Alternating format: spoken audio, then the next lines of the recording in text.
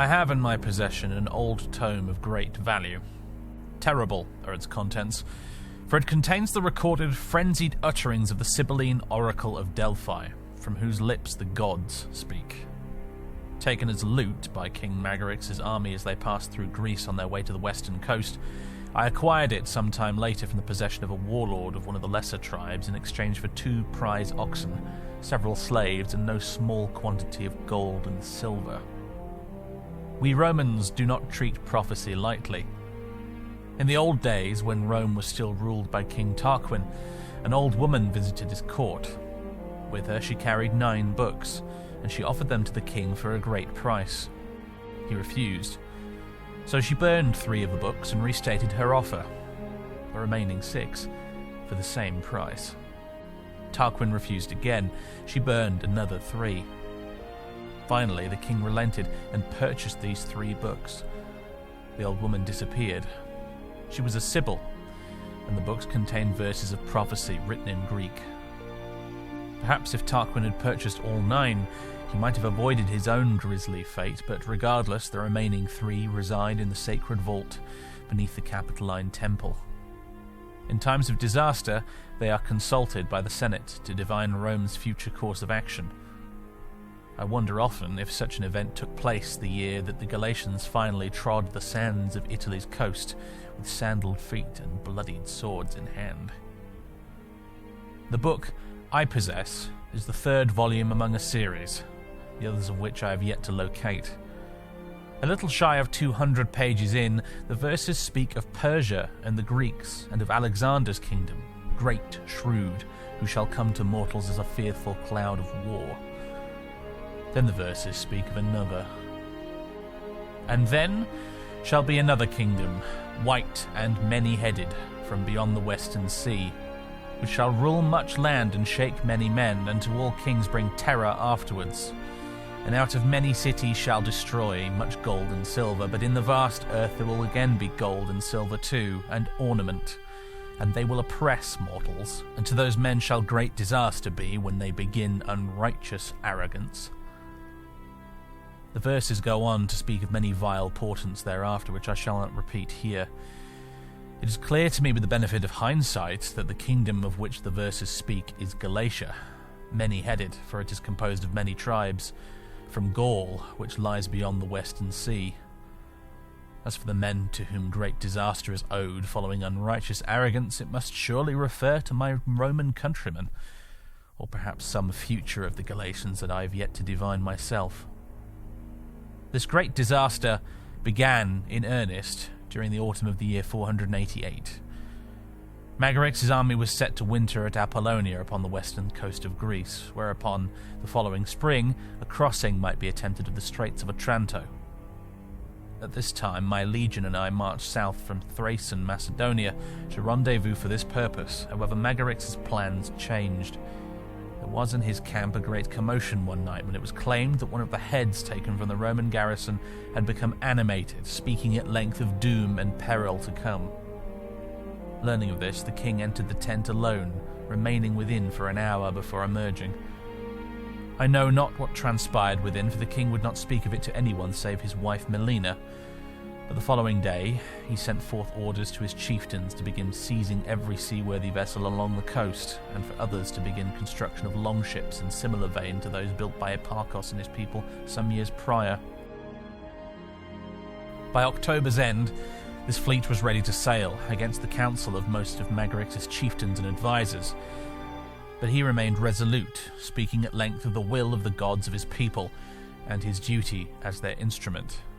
The king swayed them all with this impassioned speech, for he had not steered them wrong thus far, and who were they to argue with the gods? The king, I think, was by this time seized by a sense of manifest destiny. In all the long years marching everywhere from the shores of Greece to the banks of the Tigris, Magarix had seen the great monuments and heard the deeds of Alexander, who by reputation was known even to the distant tribes of the Barbaricum, and as he galloped onto the field in battle after battle, it was this old glory which rang in his ears and spurred him onwards like the charioteer's whip. With the aid of some experienced sea captains, courtesy of the king of Illyria, The Gallic fleet set forth from port under the cover of a heavy fog, crossing the straits where they made landfall near Tarentum itself. Despite the best efforts of the Illyrians, the Galatian force became scattered during the crossing, with a smaller part, including the king himself, landing down the coast to the south, from whence they had to unload the horses and make haste towards the city to meet the rest of the army as it emerged from the fog bank, to the intense surprise and horror of the Roman lookouts upon the neglected ramparts of the city. A bloody but one-sided battle ensued as Tarentum's garrison was overrun and destroyed by the vanguard of Galatia's army, and thus did the city fall under the control of the Gauls. Magarix's action was bold, daring, and rash. By striking now, he had avoided any chance of interception by the Roman navy, which was by this time deployed to the south off the coast of Africa. But his position was now fragile, as his mighty host claimed its foothold upon Italian soil, with Rome scrambling her legions from north and south to deal with the crisis as soon as word reached the Senate but a few days later. Victorious, but now surrounded and running out of food, Magarix planned his next move.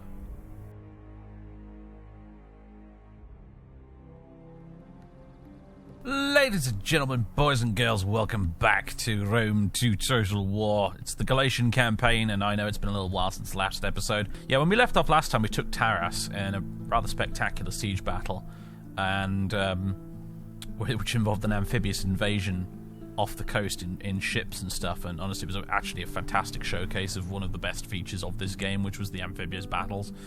I know that they introduced that in Shogun, technically, but they work quite well in this game, I find. Anyway,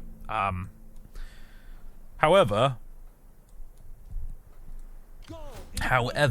it does now mean that Magarix and Iarchos, is that right? Yeah, are kind of stuck in Taras right now, with a bunch of Roman armies bearing down on them, and depending on what the enemy AI decides to do in this following turn could determine the degree to which we are screwed, because worst case scenario, we could have 3 full Roman stacks bearing down on us.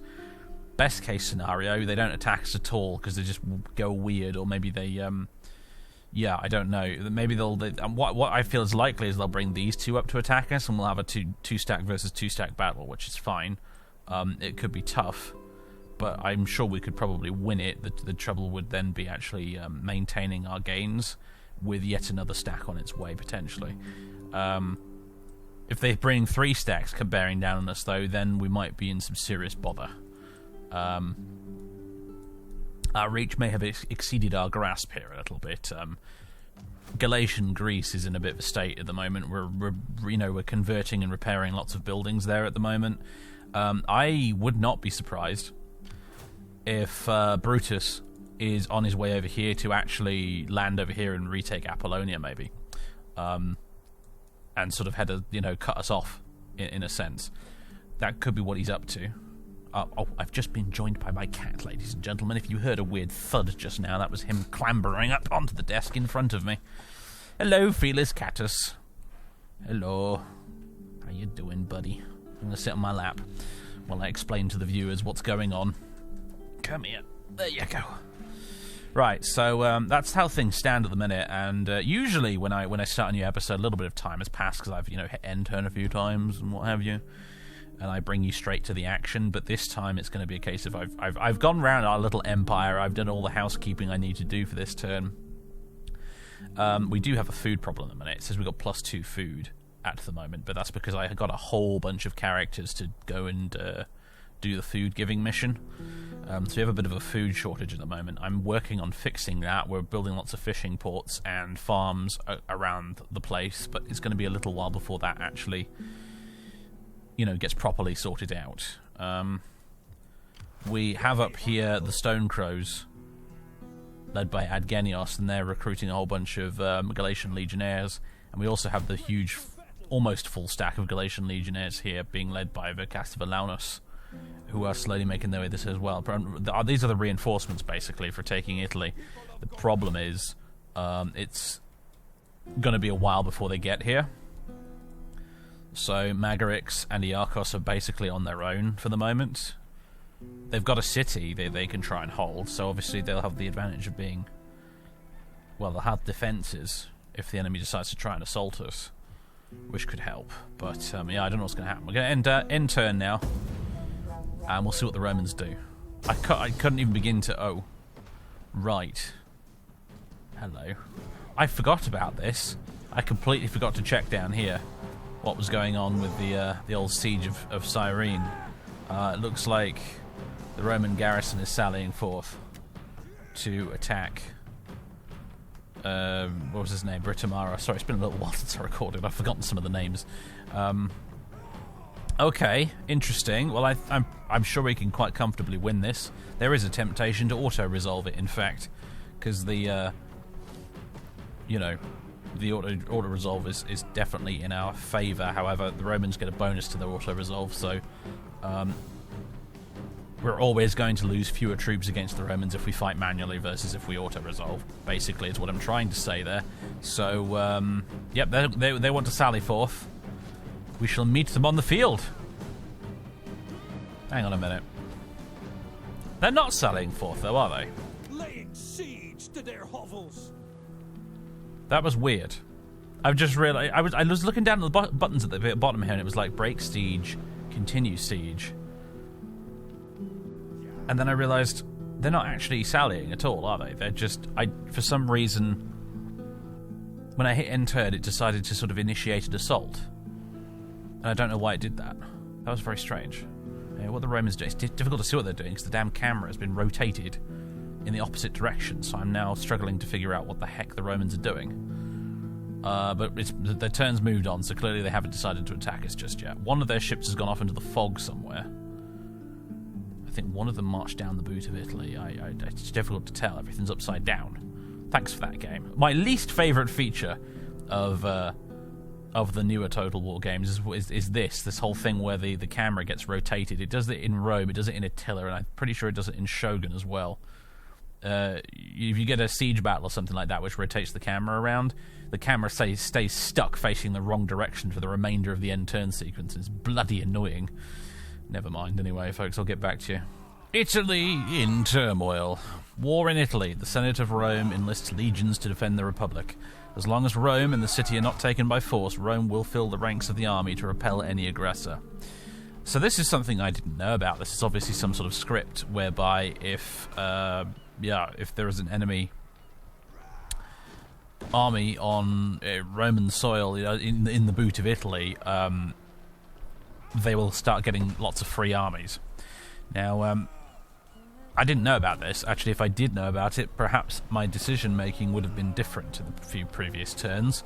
But I didn't know about it, and actually, to be honest with you, in a way, I'm glad I didn't know about it, because when you get surprised occasionally by things like this, it makes the campaign more interesting. However, some of you may well be saying, well, this seems very unfair, and in a way you're right, but at the same time, actually, it is to represent the historical difficulty with which various invaders, they really struggled to subjugate the Romans. I'm thinking particularly of Pyrrhus of Epirus and Hannibal. And the issue particularly Pyrrhus ran into was that he was not able to take Rome itself, and the Romans had a really, really, really impressive and efficient recruiting system, and they were able to raise new armies with incredible speed, and it really just prevented Pyrrhus from actually being able to achieve his ambition of being able to conquer all of Italy in the end, and obviously frustrated the efforts of Hannibal as well. And so this is in the game to help you help represent that, and also make, just in general, I think, make it much more difficult for you to defeat Rome, because defeating Rome should be really hard at the end of the day. So I shudder to think what's going on over there. We'll have a look in a minute. Got a whole bunch of characters returned from missions. Unhappy populace Magna Graecia is not having a great time. We can fix that, though.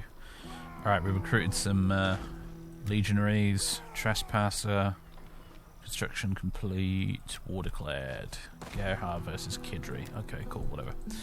Don't particularly care. Whatever. Not sure what this here, hovering here, is. This little... Oh, it's my war coordination target, that's what it is. I almost forgot. Yes, the Ptolemies are being a little unhelpful here, actually, I must admit. They're a little bit too far away to assist, I think, with our siege. Oh, did they reinforce? They did. They sailed a fleet over here into the harbour. Interesting.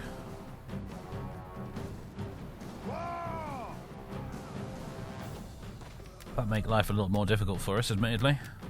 This is really why we need the Ptolemies to give us a hand here. I need you guys to stop raiding and get your asses over here and actually help, you stupid bastards. Oh dear. Not to be relied upon, apparently. Let's see. We've got a really battered Roman fleet here. Presumably they bumped into that Ptolemaic fleet that was wandering about. We've got another Roman fleet here.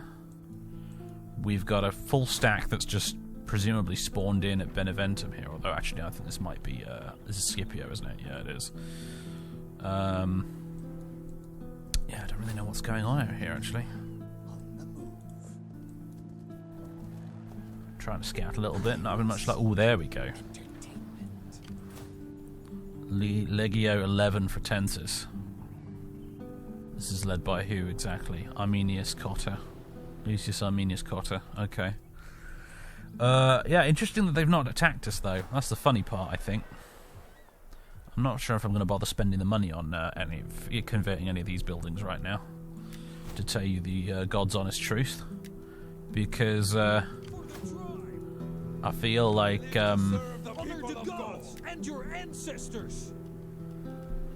we might not be keeping Taris for very long. We may have to actually withdraw, potentially, until we've got a bigger force with which to try and take Italy, because I feel like what we've brought is not enough.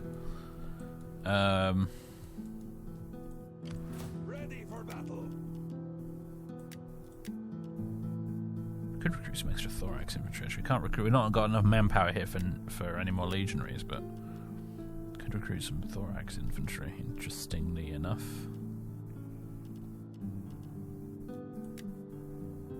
we do have the manpower for that. Or should I just move these guys out and try and get them into Italy as fast as possible? Probably should not sacrifice an additional turn of movement, should I? Although having said that, it is winter, and so my movement speed is going to be reduced anyway. So we're not actually going to be able to make it out of the province. So you might as well move and then recruit. So I can get a unit of them. Can we get some noble cavalry as well? We can get a little bit of noble cavalry. I'm tempted to go for chariots, but I honestly... I don't think we have time for meme units right now, if I'm honest with you. A baggage train, actually, that is something we will need.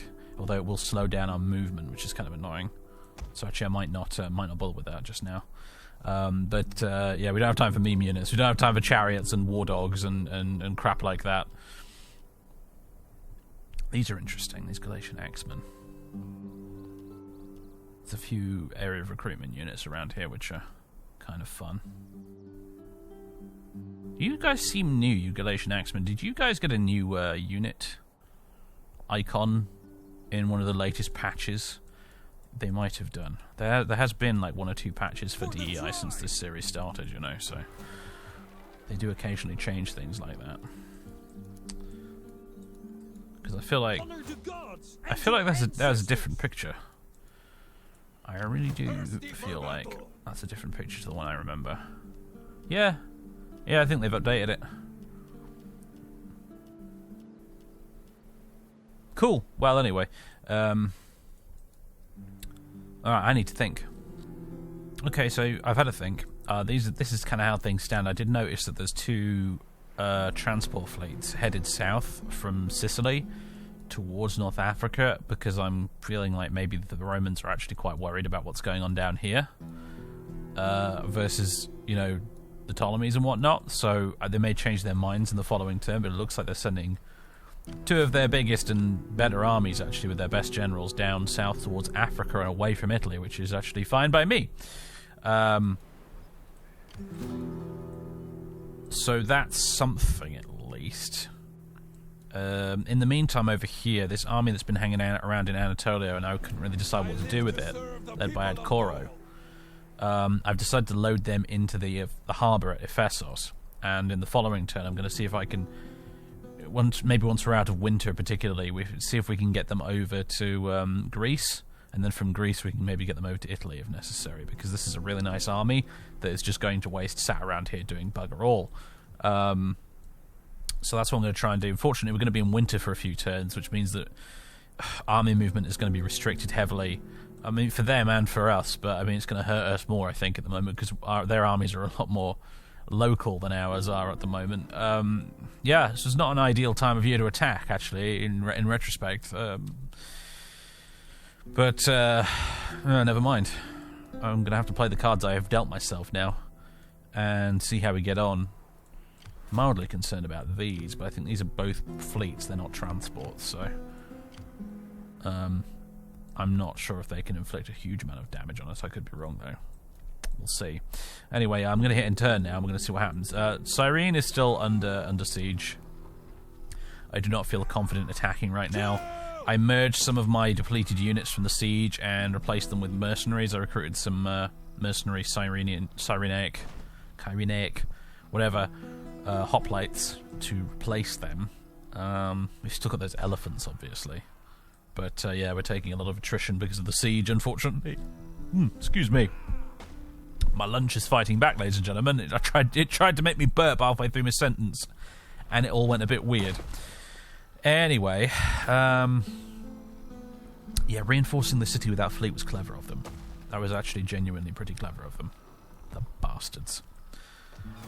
But I'm happy to let the siege go on for now. I missed 10 turns until surrender, so I don't know if I'm going to wait those full 10 turns. But I appreciate the distraction that this is providing, at the very least, if nothing else. I mean, obviously the Romans are going to be annoyed about us being on the Italian peninsula, but I think the Roman AI might be more perturbed by the fact that one of its cities is currently under siege. And so that might be why they're rushing fleets down in this direction, to try and do something about that, maybe. In which case, you know, Britomaris and his boys can just back off and run away. They can bravely run away and just, you know, attack wherever the Romans aren't, is my plan there, really. Ideally, though, I'd quite like the defenders of the two lands over here, led by Kyrenaeus, or Kyrenios even. I'd like him to actually get his ass over here and help, rather than just sitting around raiding the trade route. Dumbass. Anyway, never mind.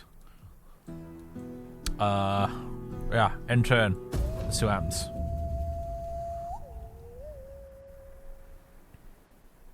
Is it going to do the thing again where it tries to initiate a siege battle? Because I don't know what that was about last time. That was just downright weird. Okay, it's Rome's turn. They always go first, so... yeah, they're being indecisive with their fleets. I'm mostly worried about the two armies over at Beneventum at the moment. I'm really curious to see what they do. I don't know why there's a Ptolemaic army marching around in Anatolia right now. That's just downright weird. I hope they have some sort of cunning plan, though.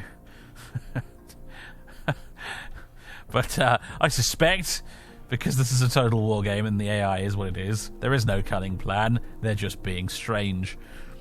A bit like the Pergamese, really. They're not doing anything particularly helpful either, unfortunately. Right, well, I think that's probably all of interest for now. Unless... Oh, we're about to... There we go, okay, so hidden agent exposed. We've got the year in history. Oh, Chieftain Sub comes of age. My god, at last. After a careful upbringing under various tutors in the arts, sciences, and methods of warfare, this man has assumed his rightful place as leader of our people. A leader of our people, rather. His lineage can be traced back to the beginnings of our tribe, and he stands a great son of past chieftains. Will he take his place among the great names of the family, or simply fade into the obscurity of history? Welcome him to your party. Join your party as a general. Okay, sweet. Preto's leveled up. How do there, Preto? I don't really know what to give you, dude. I don't really care about spy traits. I so don't care. I'm just going to pick them at random. There we go. The year in history, 265 BC. Information for your perusal, ladies and gentlemen. Okay, more attrition. Are you close enough to help now, mate? He might be. He might actually be close enough to help now, in which case I think maybe we might be attacking Cyrene in this turn. Okay, Quartermaster's report. Very good. Outraged populace. Magna Graecia is still pretty annoyed. Thing is, though, the public order is actually improving. So it doesn't sound like it, but it is. Let's see, Shrine of Tutatis finished today in Kyra. Fishing port done in Nicomedia. That'll help with the food problems we've been having. Yeah, you guys. Keep marching. It's the winter. This is not really marching season, but we don't have a lot of choice right now. Same goes for you guys. Down this way, please. Recruit anything along the way. Some extra Nitos legionaries. Would not go amiss. Anything else while we're at it? You could pick up some Thracians. Pick up some Rumfire warriors. With their insane melee attack and charge bonus. Could be useful, maybe. I don't think we'll bother with it for now, though. The budget is looking tighter and tighter as the months go by at the moment, because we really are just desperately recruiting more and more stuff constantly. Okay, I'm going to take a risk here, and I'm going to send these guys out on boats to try and get across to Greece as fast as possible. Where's going to be the quickest way of doing the safest way of doing that, really, is what we should be asking ourselves, not the quickest. I think going this way. I wouldn't be completely surprised if the Romans snuck a fleet all the way around here to attack them en route, but I'm hoping they don't. Theoretically, they shouldn't be able to see over here because of fog of war, but I think... I don't know. I know this is the case in the older games, like in Rome and Medieval 2. The AI, fog of war doesn't exist for the AI in those games. They see everything. But maybe in Rome 2, fog of war does affect the AI. I genuinely am not sure on that point. I tend to, generally speaking, try and operate on the assumption that the AI has an omniscient view of the entire world and knows exactly what I'm doing. So, anyway, I mean, out of curiosity.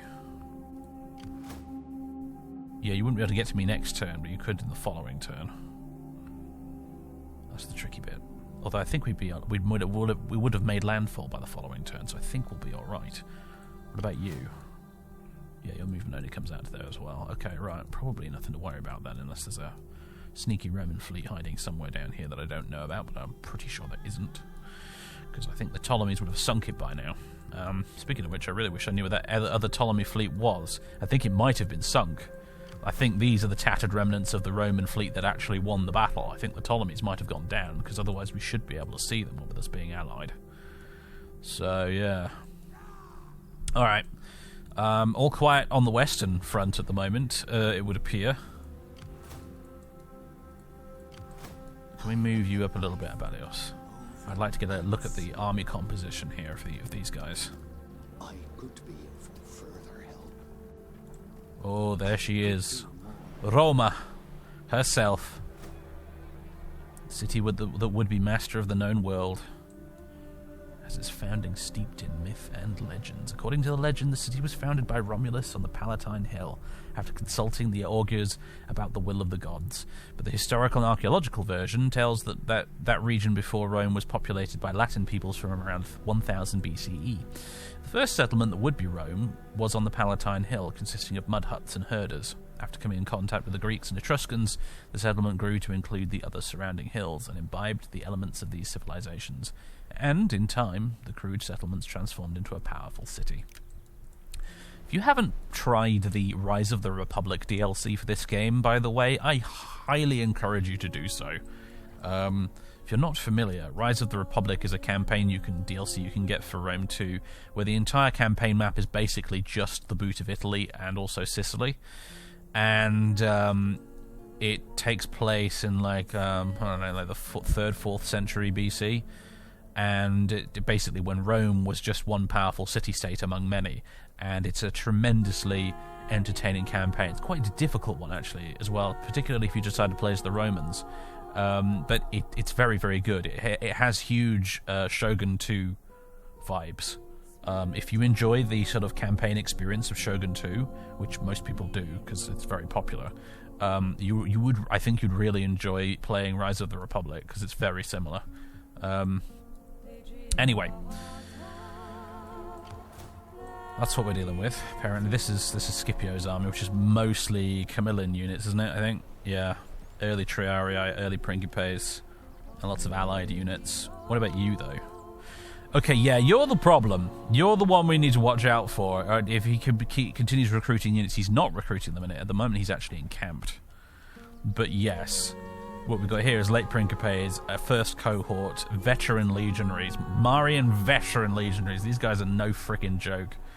Oh, they carried me through so many battles when I played my Mithridatic Wars campaign, and then regular 2 units of legionaries, and then some Italian mercenaries. Yeah, these are the scary units.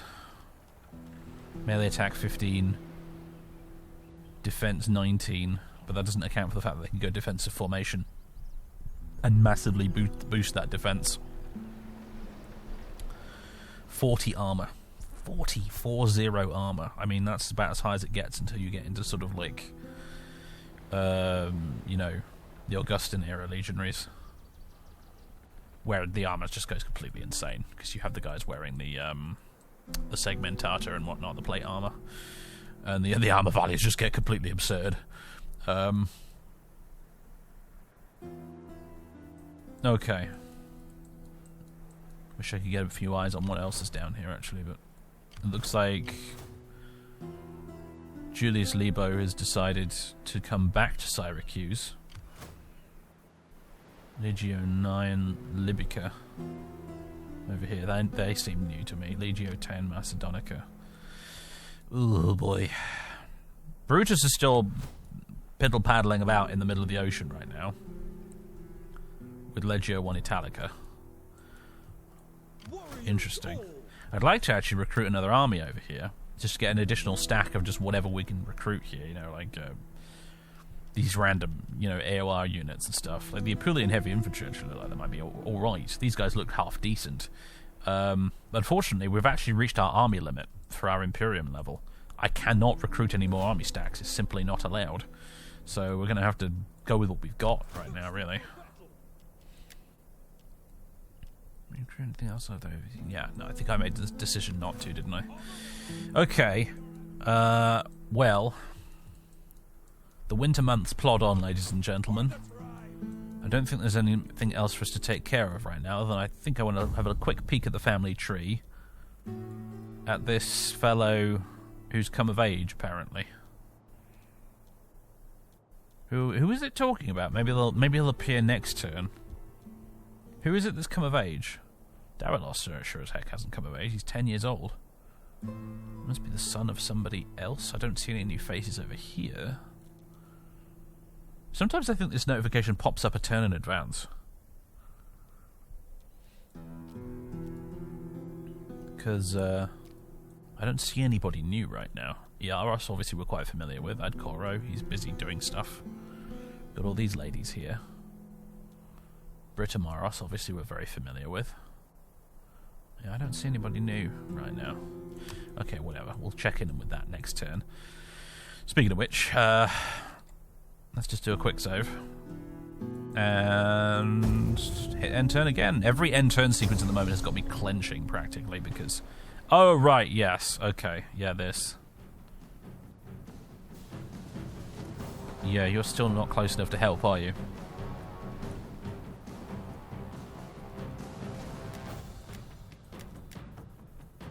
That's really annoying, you stupid Ptolemaic bastards. Continue siege. He should be close enough to help, though. It's weird. He looks like he should be close enough, but I guess he's... I mean, yeah, I suppose we are slightly outside that red ring, aren't we? So... Oh, this is just what we needed. Chain a man. Kill his kin. He is not conquered. Not a word now. Blood demands blood, and eventually, debts will be settled.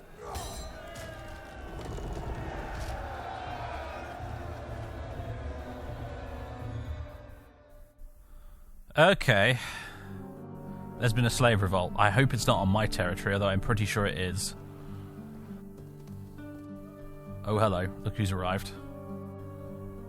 Was he by himself? Does he not have any support? What's he doing? Also, what's this army over here? Who are these guys? I'm so confused. What's going on? Apollonia is now being attacked. There is no way we can win this. So I'm just going to auto-resolve that. So they taking the city, or are they just raiding it? Yeah, they've taken it back. Okay. Oof.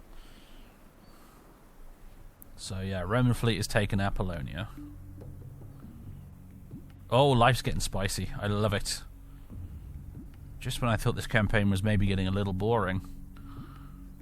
These Ptolemies are marching back this way again. What are they doing, man? What are they doing? They're paying upkeep for this huge stack of troops in Anatolia that's just not doing anything. It's so frustrating. Okay, so there's been a slave revolt in Taras. Interesting. Ooh, Celtic Plough's done. New research stuff. Oh, and Iarkos has ranked up. Very good. Alauni's ranked. Lots of ranks up. Elixo, new chieftain. Here we go. Here we go. Yeah, something up with that notification. It happens like a turn too early. So, who are we looking at then? Elixo. Hello, Elixo. Tenacity. If you cut him with a knife, he'll come back with a spear. He'll keep coming until one of you is dust. Noble. Just. Magnanimous. Scrapper. Deputy. Student. Interesting. He's very similar to Magarix, but I don't think he's actually Magarix's son, is he? Because he's not on the family tree, so... He's very similar to that Magarix, though. He's just a Magnanimous, which I think Magarix is as well, right? Yeah, he is. So... It's a shame I don't know what relation they are to us. Obviously, he's of the Tectosages tribe, but... well, anyway.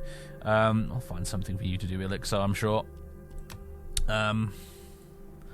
Okay, so there was a slave revolt, and I guess it was on our territory. That's what this is. That's what this army is here. I was wondering about this. So who the heck are these guys? This was the slave revolt.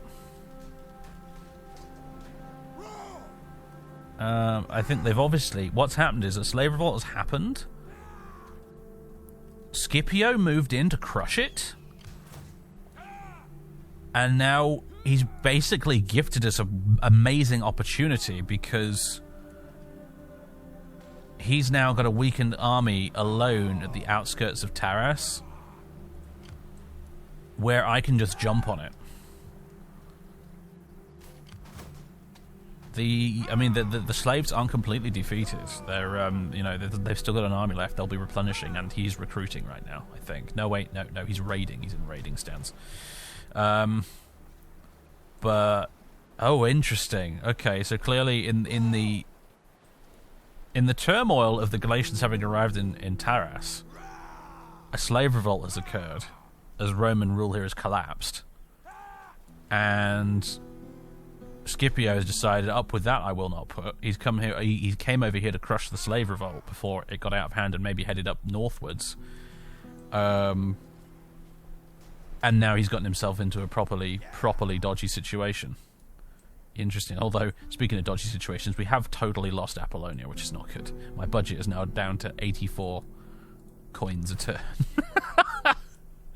So that's not good. That's not really good at all. Let's have a look at our tech tree. I think we finished Celtic Plough, didn't we, or something?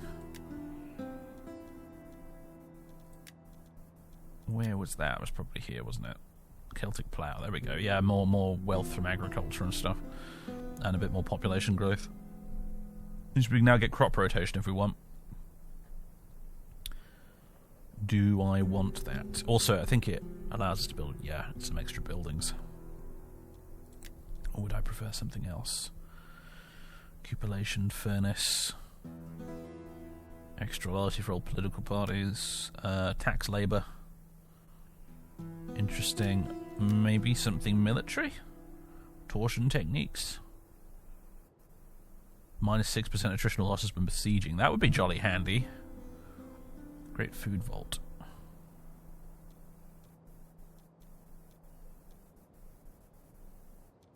That's got some interesting things locked behind it, that has, actually. Such as armoured siege units, for instance. Warrior aristocracy. Trimarchesia.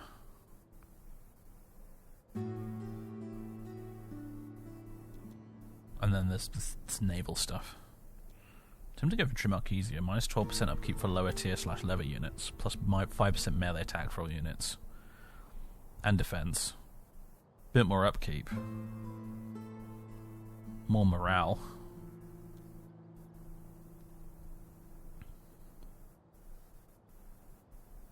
Then there's Warrior Aristocracy, which does something similar as missile damage and charge bonus. Shots per minute. Okay, and I think I like Trimarchesia better. Unless there's something in here we want to get. Cavalry Tactics. Shadow Keel. What does Cavalry Tactics lead to? It leads to Infantry Chainmail.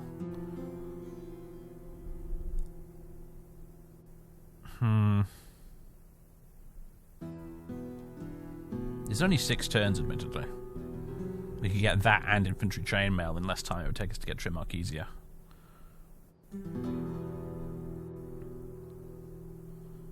But what would we really gain from that? Bit of extra population growth. Second class population growth in all regions. That's technically, I think that is legionary population, right? That's the population we use to recruit legionaries from. So I'm going to do it, actually. I think that feels like a bit of a long-term investment, that, but I think it might be worth it, because I'm pretty sure second-class citizens are where we recruit the Knightos units from. So that would be a good idea long-term, I think. Alright, ladies and gentlemen, I think it's time we crush some Romans. What's going on down here, exactly? The Ptolemies have wandered off again, haven't they? It's like herding cats with these guys. Just grand. Just wonderful. Well, we'll continue the siege, because it is a helpful distraction. What's going on over here, exactly? It's a whole bunch of Roman stacks just hanging out.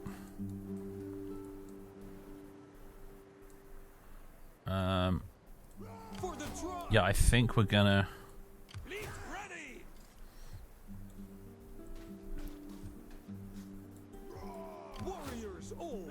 I can't move you anyway right now, can I? It's very frustrating. I just need you out of the city so that I can maneuver a bit. So I can move you into the city, like so, and then... Oh, of course he's retreating. Now the question is, do I want to follow him? How can I assist you? Heading out. Maybe I do, actually. You know, the road to Rome is kind of open to us now. I just don't know what else is going on in the peninsula, and I feel like I need more than one spy up here. I suppose I could recruit another one down here, can I? Feeling the maximum type of number of bollocks to you. Oh, actually, I could recruit a dignitary. That's something.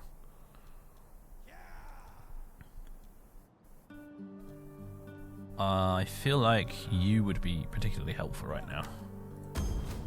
So, congratulations, we've got a new druid on the scene, Samilla.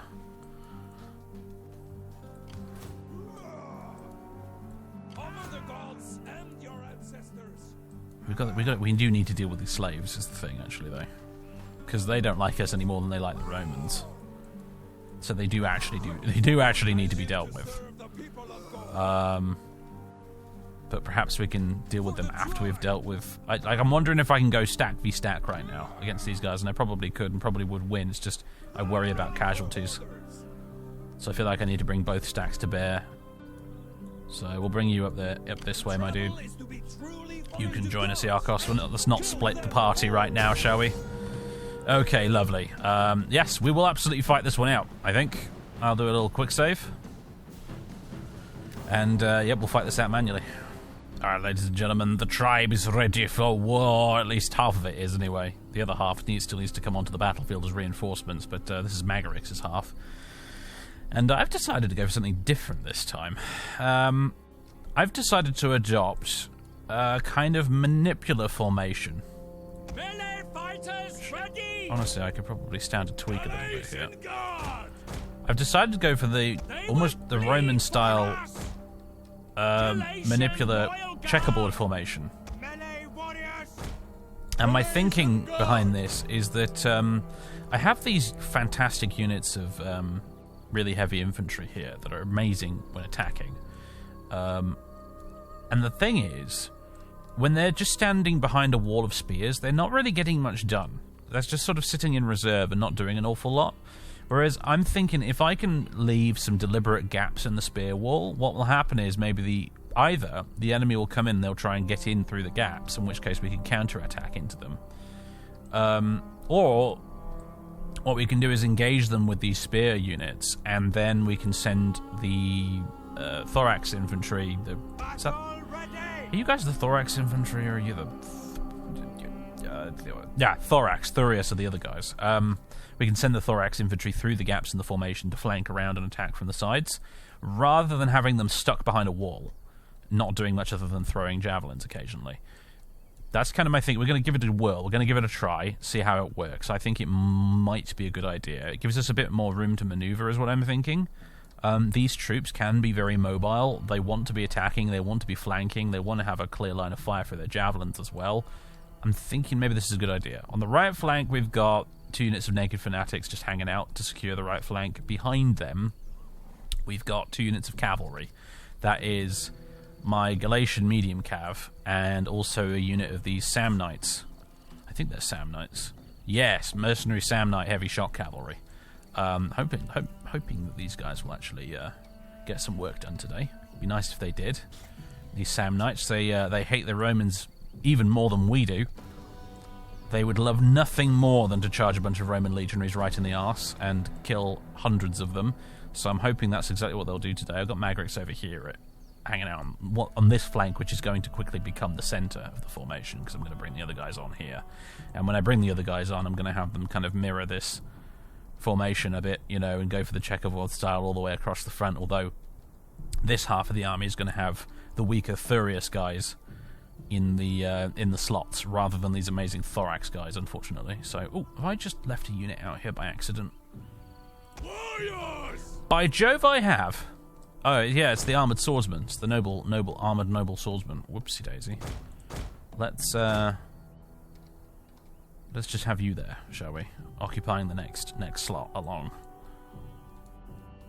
Could actually have them at the back guard and the baggage train, I suppose, but I don't anticipate being flanked in this battle. The Romans are deployed over yonder. I thought I could see them, but maybe I can't. No, I don't appear to be able to. I wonder if they're going to sit up here on this hill, perhaps. It'd be interesting to see what they do.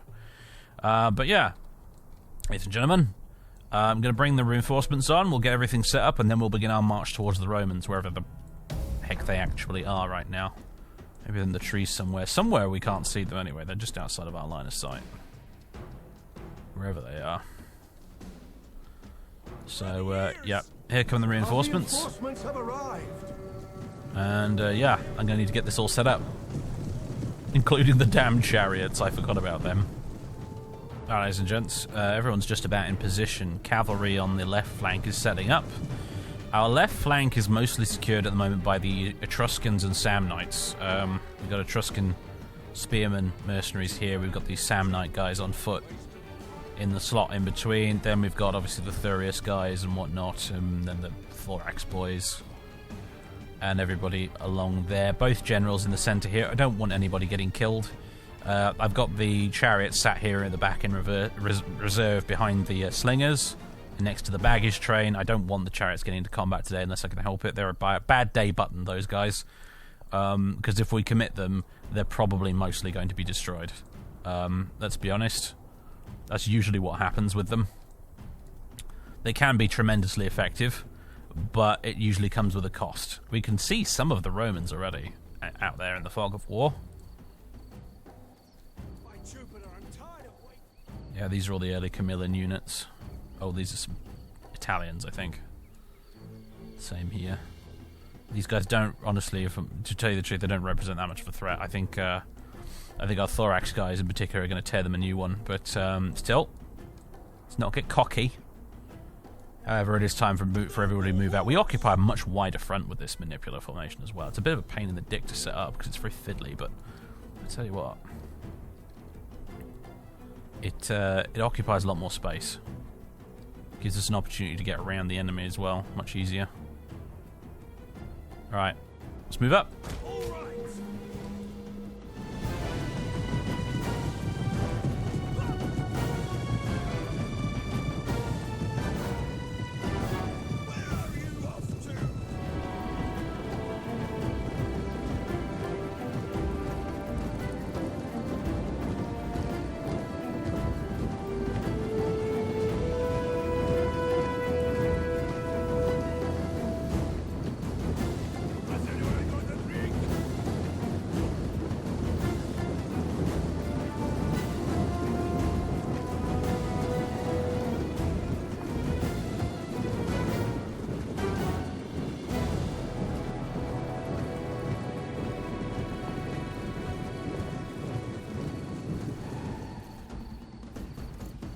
Steady, girl.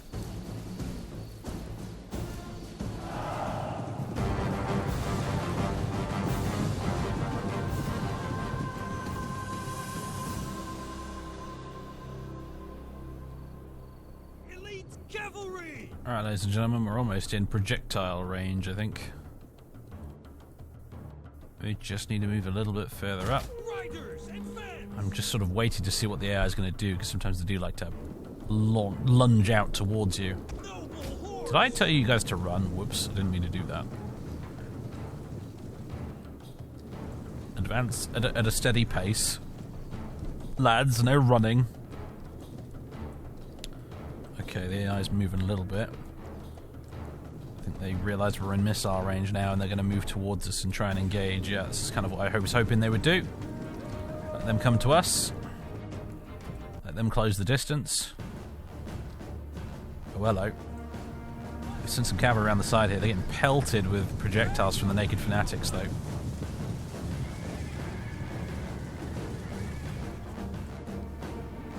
More projectiles getting exchanged over here. Archers opening up. And they've charged into the naked fanatics. Not a wise move, if I'm honest.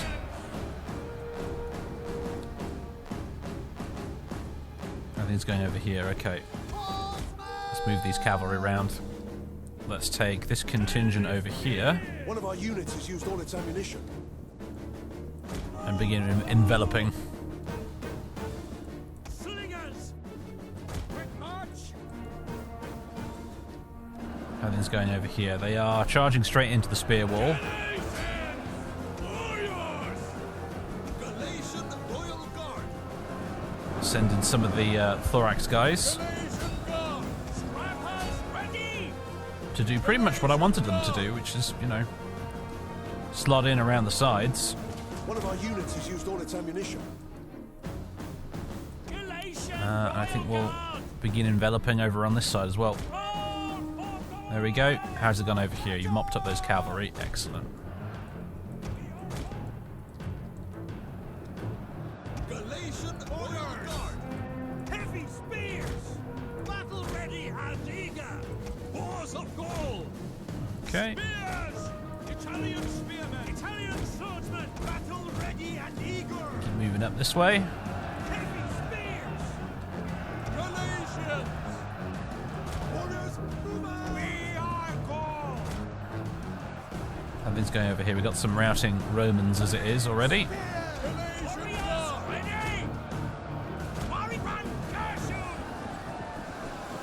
These are some of the Triarii. These are their best guys. The thorax infantry coming after them now.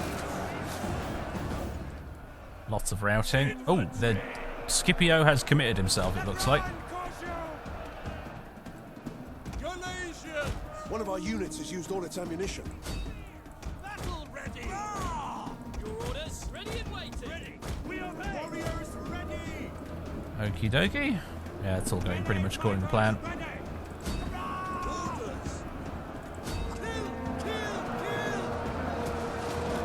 Right in the back. Very good. Galatian Royal Guard. One of our units has used all its I mean, you ammunition. don't have to do much with the cavalry so far. Might as well sick them on the missile units at least. Ready.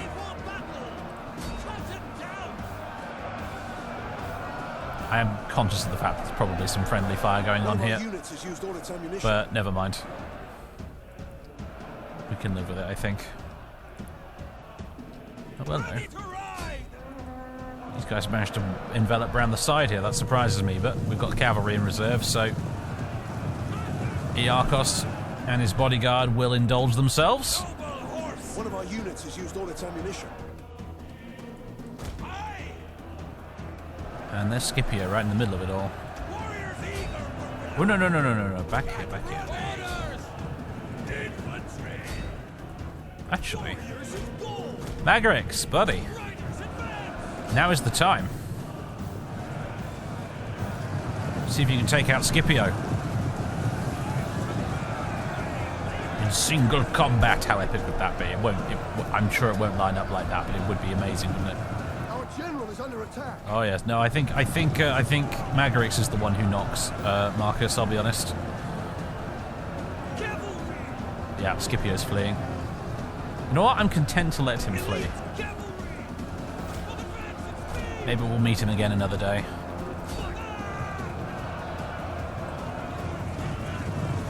We can just head, slap right into the back of there. And that's it. It's over. Ladies and gentlemen, that was pretty textbook.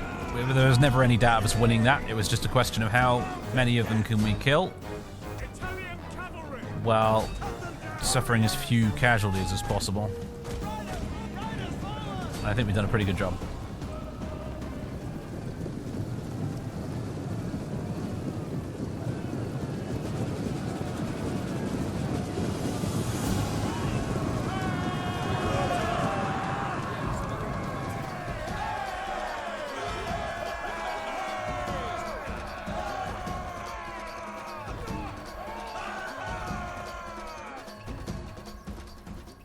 Well, there it is, ladies and gentlemen. That's it calls it a decisive victory, and I would agree with that. The stats speak for themselves. We lost 245 men out of an army of 7,265.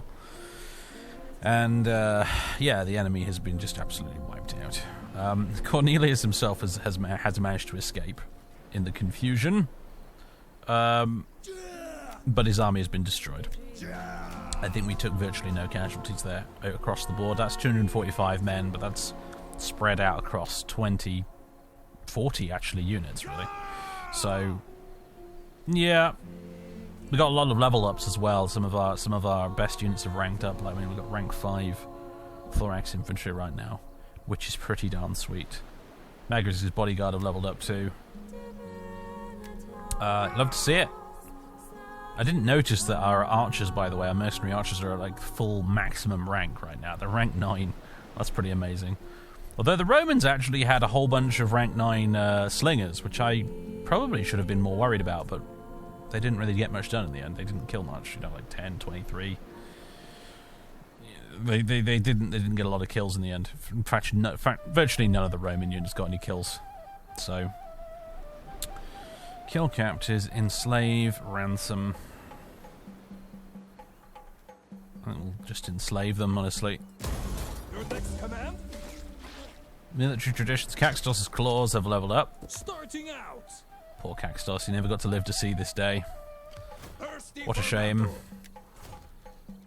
Alright, let's see. More campaign map movement range is always good.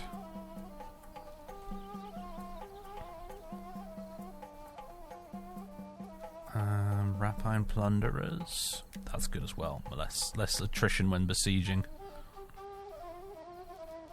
And we'll upgrade Unrelenting Force as well, I think. And then as for Iarkos himself, Dread Commander, minus 10% morale for all enemy units.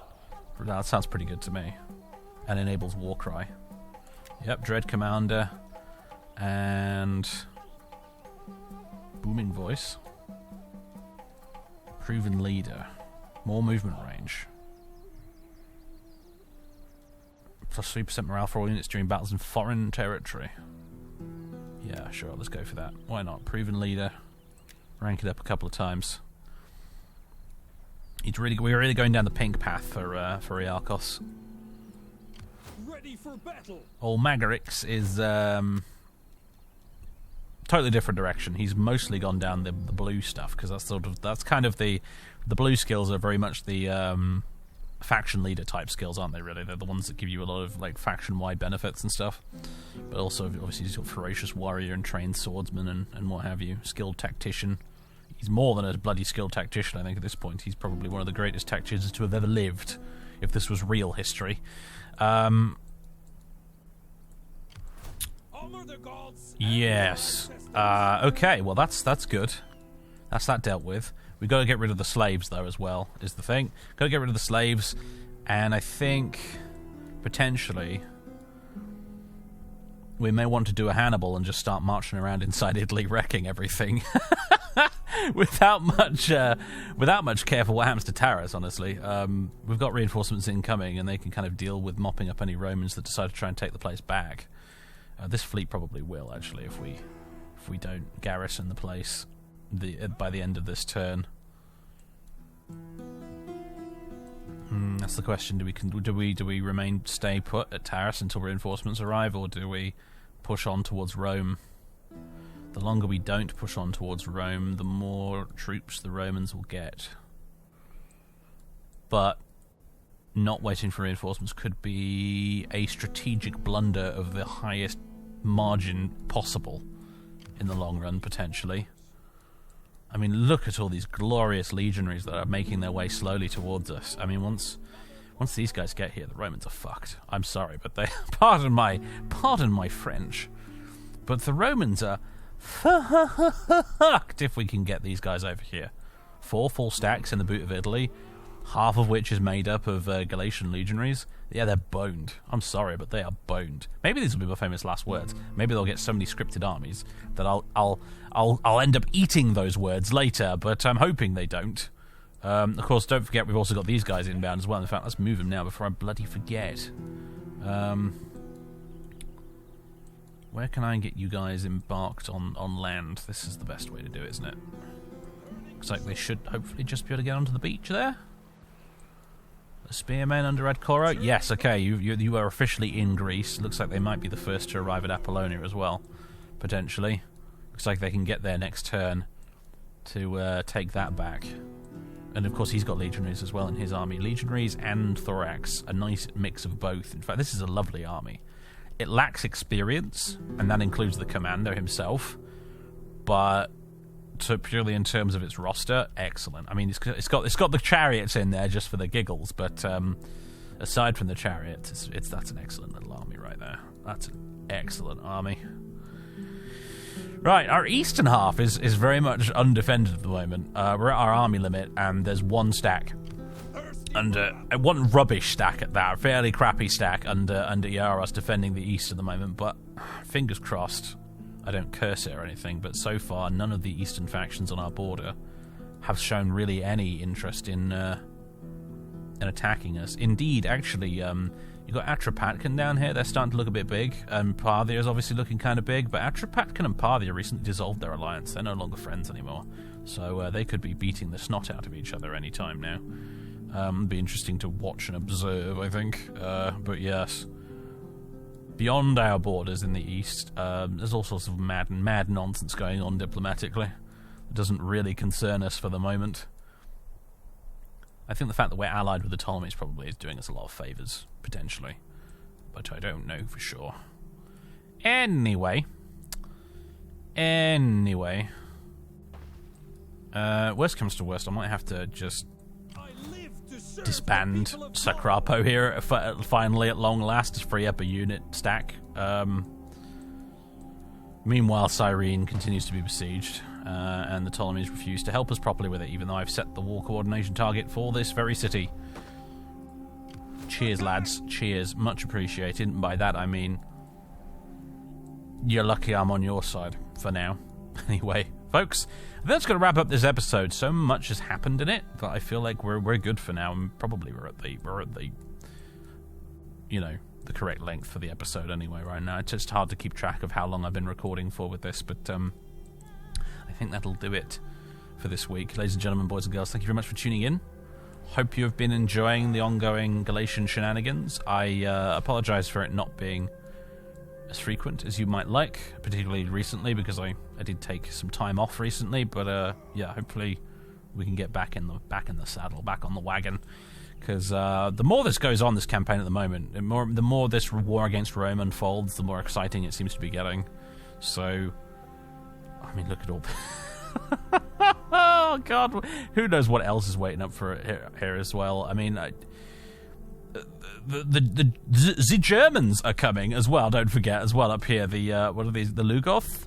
Or Lugos? Or I don't know how to pronounce it, really, to be honest with you, but whatever we're calling them. The Germans have arrived. They're in northern Italy, doing Lugothy things, and yeah, I had said previously this campaign might end. My plan for this campaign was for it to end once we take Rome, more or less. But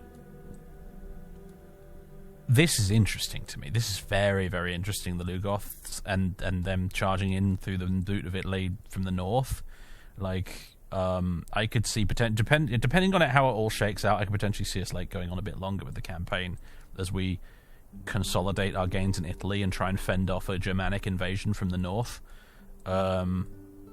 Yeah, I don't know. I don't even know at this point when the campaign's going to end, because I'm probably just going to keep playing it until it feels like we've reached a natural ending point for the story. So, anyway, folks, that's it. I'm finished rambling. Have a good one. Catch you next time. Toodaloo.